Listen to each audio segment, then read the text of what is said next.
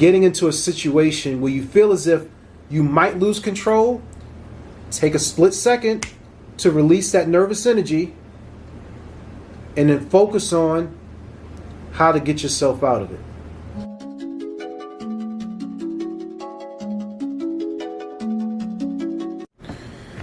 All right, everybody worldwide, you're now tuned into Motivation and Confidence, where we help you do your daily best. And I'm your host, Tom Danger. This past week, I had a few interesting situations. So, my car broke down. I was going to the laundry last week, and because of the current state of New York, there hasn't been alternate side parking. So I haven't had a reason really to drive anywhere because working remotely. So the car sat for about a week and needed to do the laundry. So when I went to do the laundry, my wife and I, we got in the car. At first, tried to start the car up and it wouldn't start. So I have one of those jump starts, a Jumpman 1000, real good one, right? Boost the car, 5 minutes, cool, let's roll. So I noticed that when I was driving the car, it felt like it was slowing down even when I accelerated. So I'm like, wow, this feels weird. Needless to say, we get about 2 blocks away on the hill, going up toward the light, all of a sudden the car shuts off. Start to roll backwards. I'm like, oh man. Hit the brake. Cars are starting to back up behind us. I'm starting to freak out just a little bit. Like, when I say freak out, meaning I was just concerned, like, because people start blowing their horn and getting impatient, and I'm trying to figure out what's wrong with the car. So I put the 4-ways on, and I'm like to my wife, you put it in neutral, and I'm gonna push it over so we can get out the main road. So we try to start the car up again, wouldn't go. Battery red light is flashing. So I go up to the car and like I'm trying to push the car up the hill, and it's not moving. And I'm asking, I'm like, yo, do you have the car in neutral? She had the car in neutral, but she still had her foot on the brake. So I'm like, yo, take your foot off the brake. So another car behind me, again, they're starting to blow their horn. So I asked the guy, can he help me? But he said, yeah, but something told me just try and start the car. So started the car up. For some miraculous reason, it started. Boom, we're on our way. Make it 2 more blocks. So now I'm mashing it so they can get the battery up some, which I learned you're not supposed to do. But I did it anyway. So I make it 2 more blocks, and I go to make a right-hand turn. And all of a sudden, a person's crossing the street, the battery cuts off again. So now I'm sort of like gliding through the crosswalk, making our way to the laundromat. So I said, you know what? Bring the ignition back, start it up again. Luckily, it started again, made it up the hill, found the spot, put the laundry in the laundromat, came back out with the booster, gave the car another good boost, and let it run with the backup battery on for about 15 minutes, and then I just sat with the car idling for about an hour. So I figured, all right, I'll be cool. It's still kind of weird, because I've never really had this issue before. But each time that the car lost its power, for a split second, I would feel like, oh shit, what's about to happen? But then I had to remind myself that you got to stay in control, because if you don't, you could hurt somebody, because you have to pay attention to what's going on with the vehicle. Like, that's one thing I kept saying in my mind, like, pay attention, don't panic. Okay? So again, we sit with the car idle, and finish doing the laundry. Like, okay, let's get ready to go. As soon as I get ready to pull off, the battery cuts off again. Now we're on a hill again, so now we're rolling backwards. I'm like, oh man, what's going on? Again, heart start to race again. Cars going downhill, traffic coming at us. Anyway, wound up finding a parking spot, and left the car there, which is about, I don't know, 5 or 6 blocks away from where we live. So now I got to figure out on Father's Day all this is happening. Mind you, while the car was doing what it was doing, I then got a call that my grandmother was having like a panic attack or something like that, because she suffers from she's paralyzed and diabetes and all that stuff. So I'm like on top of the car going crazy. Now I'm getting this call and I'm trying to get somebody home to be with her. So all this stuff is going on at one time.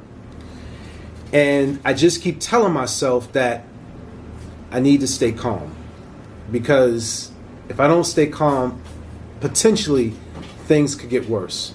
Fast forward next day, get a tow truck. Tow truck takes it to the garage. Go to the garage.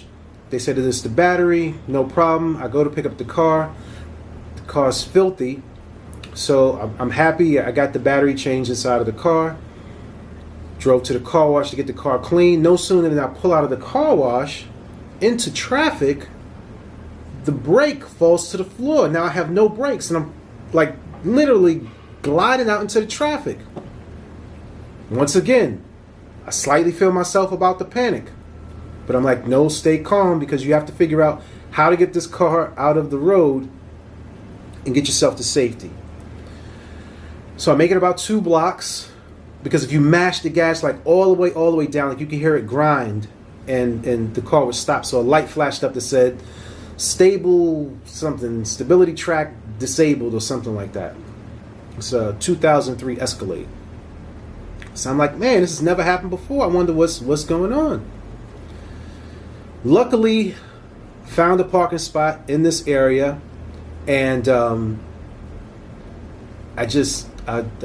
left it there for a couple of days because I was so frustrated. Meanwhile, I have things going haywire at work. I got things going haywire in my other side businesses, and things just felt as if it was all crumbling at once. But in the midst of it, once I got home and I was able to rest for a day, meaning not be bothered with the car. I'm like, I'll figure it out. I put the car back in the shop. And the segue is this here. For some people, when you get in a situation where things start getting kind of crazy, we naturally just react, right? We react to the situation, and our initial reaction could actually make the situation worse. Again, I used to be the type of person where something would happen, the first thing I would do is swear and want to break something and punch something. But now, I do a couple things. And I've said this before. So if you heard it, cool. If this is your first time, take notes. Right? Meditation. Now, with meditation, and you're learning to hear yourself, right? Some people confuse meditation with just breathing and clearing your mind. No, you're letting your mind be free.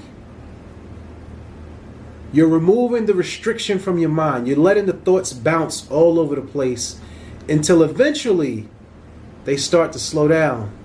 And then you get the glimpses of those quiet moments, right? So you like to think of a bouncing ball in the room. That's your thoughts. It's in a room. Imagine a ball that you play racquetball. It's super bouncy, right? So you start meditating. That ball is just bouncing all over the place. Bounce, bounce, bounce, bounce, bounce. But slowly over time, if there's no momentum to hit the ball, the ball just begins to slow down. And that's where those thoughts will do that. So part of the reason that I was able to not freak out in that moment was because I've been training my mind to accept all thoughts. And my thought is, in those situations, what can I do to stay in control? Now, that's not to say that I'm this, guru of thoughts and mastery. No, no, no, no, no. The initial thought is, oh shit. Like, let's get that straight. But after that, what do you do? So it is you taking the time to listen to yourself, to surround yourself with those who listen to you. And this is so important, especially during these times, because there's so much going on and we're not with the physical connection that we used to have with people. And, you know, we're literally connected through this device here. This is it. This is how we communicate with each other on a very, very large percentage, except for those people who choose to go out and still, you know, do whatever. That's your business. But you want to figure out ways that you can always be in control. And it takes practice. So some people always say, I can't meditate. Fine. You can't meditate? Sit still. Turn everything off. Put the phone away. Sit still. All of this is learning to feel. What do you feel in any given moment? Because everything else around us is a distraction. So we don't know how to feel. And if you don't know how to feel, you may not necessarily know how to deal with different emotions when they come up because you're always distracted. When an emergency happens, you have to be able to kick into gear to save yourself so that you can save others. If I freaked out, I could have made the car go out of control. I could have struck people. I could have rolled backwards over people. I could have drove out into traffic and caused a major pileup. But you got to be in control. And the first level of control that you have is with yourself. And it's important for you to surround yourself with people who are going to listen. That doesn't necessarily mean that they're always going to, that you need someone to give their input, but just to listen. Sometimes you just need to hear yourself outside of your mind. And that's that individual listening to you. So the next time you find yourself getting into a situation where you feel as if you might lose control, take a split second to release that nervous energy and then focus on how to get yourself out of it. Like, subscribe, share. We thank you always for tuning in. If there's a subject that you'd like for us to talk about, leave it in the comments. Follow us on social media, Tom Danger, Instagram, Tom Danger, Twitter, and the YouTube. I'll leave that stuff down there. This is Motivation and Confidence, where we help you do your daily best.